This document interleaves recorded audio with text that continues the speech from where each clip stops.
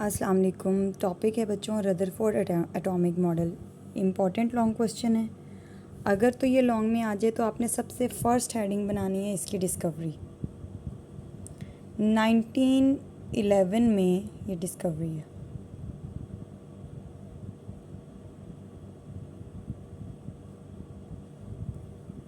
इन 1911 Rutherford ने ये model पेश किया था।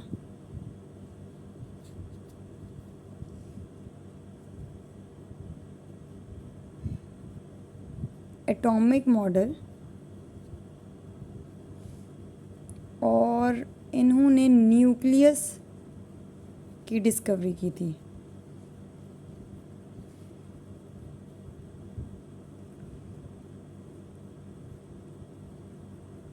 सेकंड हेडिंग आप लोग इसमें ऑपरेटर्स की बनाएंगे।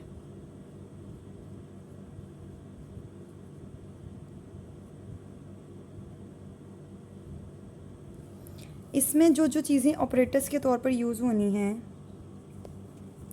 उसमें सबसे पहली चीज़ है हमारे पास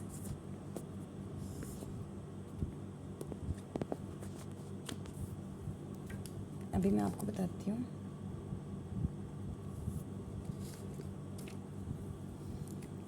सबसे पहले है सोर्स ऑफ अल्फा पार्टिकल। वो क्या होगा? सोर्स ऑफ अल्फा पार्टिकल्स या पोलोनियम या रेडियम मेटल्स होंगे। सेकंड, टारगेट क्या है? अल्फा पार्टिकल्स किससे टकराएंगे? वो आप लोगों के पास टारगेट जो है वो गोल्ड की फॉइल है।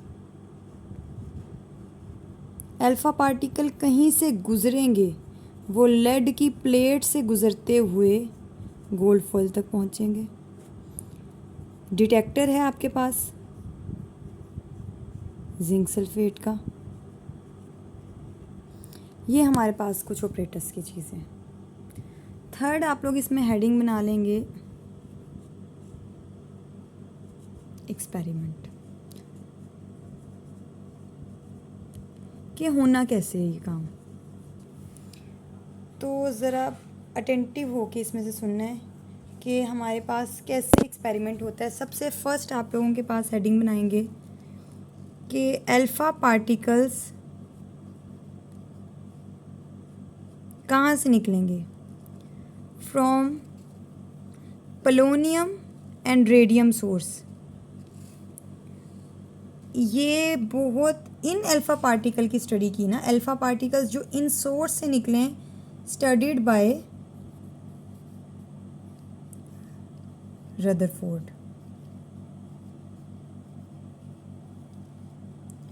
अब इनको हमने कहाँ पर भेजना है? इन पार्टिकल्स को, ये हाई एनर्जी के पार्टिकल्स हैं, हम गोल्ड फॉइल पे भेजेंगे एज अ टारगेट। कहाँ से गुजरेंगे? थ्रू पिन होल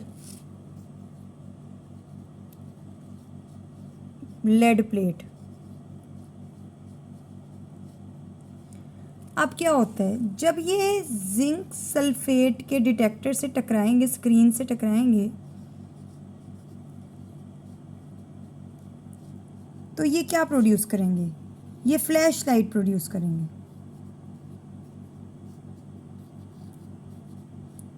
ठीक है, ये तो प्रोसीजर में हम कुछ पॉइंट्स लिखेंगे। उसके बाद थर्ड हेडिंग एक्सपेरिमेंट थी। फोर्थ हेडिंग हमारे पास कैसी कैसी रिजल्ट्स आएंगे, क्या क्या हमें देखने को मिलेगा जब हमने ये करना है।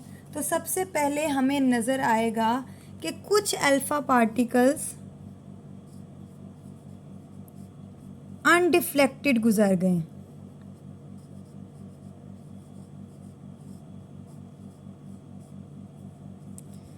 कुछ लार्ज एंगल पे डिफ्लेक्ट हुए हैं,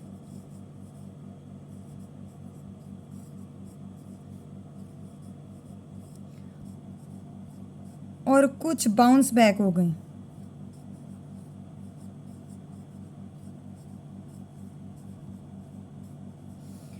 ये रिजल्ट्स हैं। 5th हेडिंग आप बनाएंगे कि इनको ये जो इस एक्सपेरिमेंट से क्या रिजल्ट निकला था।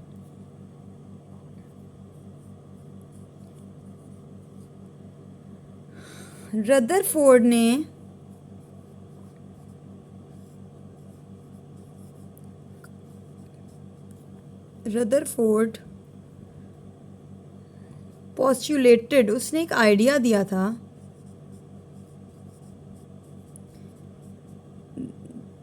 The heavy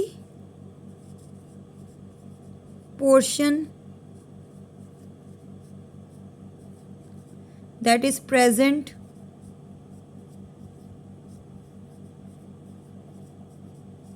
in atom bounce back some of the particle। ये जो बाउंस बैक हुए थे ना, उनको हैवी पोर्शन ने किया था, और इस पोर्शन को उन्होंने किसका नाम दे दिया था? न्यूक्लियस का नाम दे दिया था। ठीक है। उसके बाद रदरफोर्ड ने चार्ज ऑन एटम भी बताया। उन्होंने कहा कि एटम एज अ होल, जो एटम है वो एज अ होल है हमारे पास neutral. Atom as a whole is neutral having electron equals to the number of proton.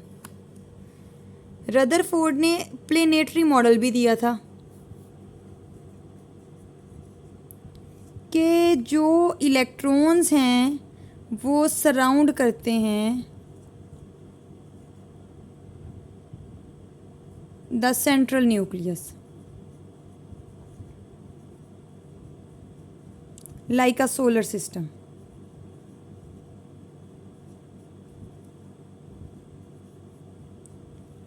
लेकिन बाद में ये प्लेनेटरी मॉडल कोलैप्स हो गया था। क्यों? क्योंकि इसमें डिफेक्ट्स आ गए थे कुछ। इन्होंने कहा था इलेक्ट्रॉन रिवॉल्व करते हैं और रिवॉल्व करते करते दे कम इन द न्यूक्लियस। क्योंकि जब वो रिवॉल्व करते करते आते हैं तो साइज ऑफ एटम स्मॉल होता जाता है।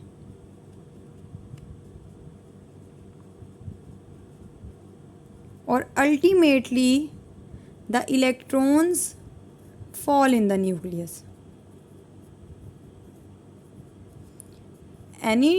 no doubt ये जो न्यूक्लियस की डिस्कवरी थी was a very good experience by Rutherford.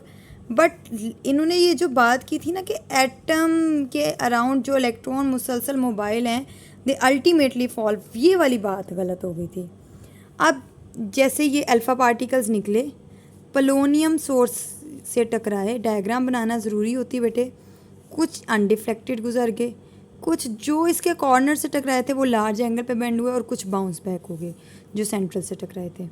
अब इन्होंने प्लेनेटरी मॉडल कैसे दिया था कि ये एटम का न्यूक्लियस है, ये हमारे पास वैलेंस शेल है। जो इलेक्ट्रॉन यहाँ मौजूद है अगर वो मूव करते करते दरमियान में आता जाएगा, यहाँ से है तो ये इसका रेडियस होगा, यहाँ आ जाएगा तो रेडियस कम, यहाँ आ जाएगा तो रेडियस कम, यहाँ आ जाएगा तो रेडियस में कमी आती जाएगी जब इलेक्ट्रॉन मूव होगा, और ultimately electron fall in this. That is why the concept created by Rutherford, जिसको हम कहते हैं रदरफोर्ड एटॉमिक मॉडल, ये हमारे पास क्या हो गया था? कोलैप्स हो गया था।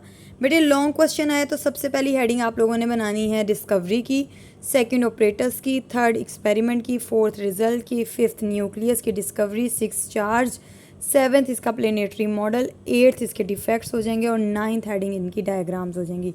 तो ऐसे आप लोगों ने इस लॉन्ग को अटैम्प्ट करना है।